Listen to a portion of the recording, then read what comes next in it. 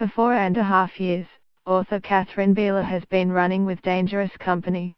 The former 60 Minutes journalist infiltrated drug circles in Brazil to research her latest book. And she found out that not all traffickers are desperate favela dwellers, quite the opposite. In Operation Playboy, Beeler reveals that many of Brazil's top drug kingpins are in fact well-educated, multilingual men from wealthy families with a love of surfing and extreme sports. Beeler told 9news.com.au that over the course of her research, she came to recognize a common trait, namely, all were adrenaline junkies.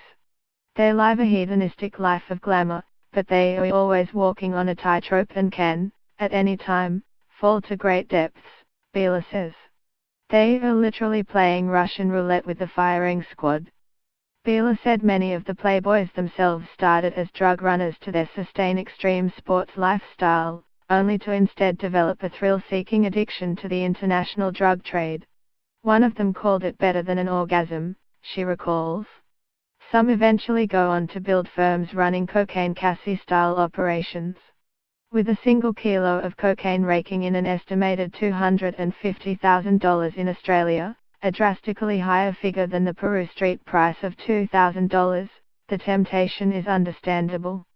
Beeler recounts one instance where a busted mule looked at an high-rise apartment from his cell window and called it, and the ball and chain of 9 to 5 it represented, the real prison. Ironic that this man's dreams of wealth and freedom, like the dreams of so many mules, ended with imprisonment. Rodrigo Goulart wasn't so lucky. The 42-year-old Brazilian was arrested after Bali authorities discovered he was carrying a surfboat loaded with cocaine in August 2004. Goulart was convicted and eventually executed alongside Bali 9 members Mayura Sukumara, 34, and Andrew Chan, 31, on April 29, 2015.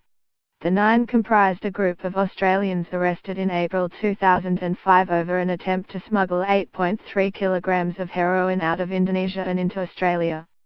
6 other members of the group are currently serving life sentences, while another was handed a 20-year sentence. A year prior, Gold Coast woman Skapel Corby was arrested upon arrival in Bali after she was found carrying 4.2 kilograms of cannabis in her bodyboard bag. Corby was sentenced in May 2005 to 20 years in jail. Her sentence was later commuted and she was deported back to Australia in May 2017.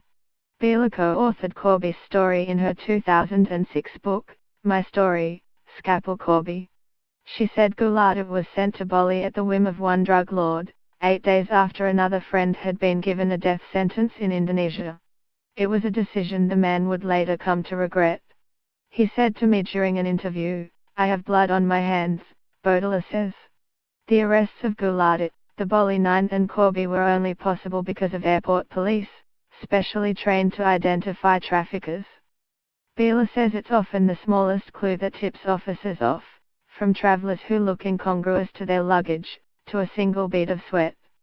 The best drug traffickers are the ones who are calm, relaxed, have traveled extensively and are cool in an airport, and ready with a story up their sleeve, Beeler says.